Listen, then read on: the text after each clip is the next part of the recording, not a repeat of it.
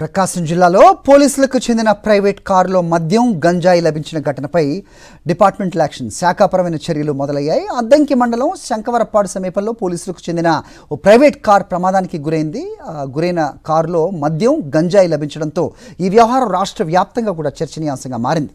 పోలీసుల ప్రైవేట్ కారులో గంజాయి లభించడంపై వైఎస్ఆర్సీపీ నేతలు పెద్ద ఎత్తున ఆందోళన చేశారు.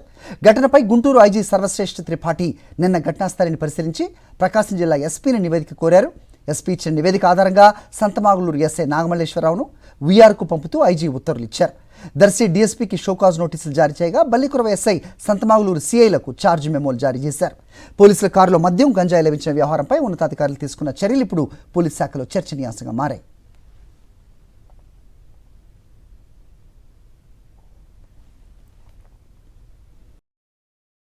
మరిన్ని అప్డేట్స్ కోసం ఛానల్ ను సబ్స్క్రైబ్ చేయండి. నోటిఫికేషన్స్ కోసం బెల్ ఐకాన్ పై క్లిక్ చేయండి.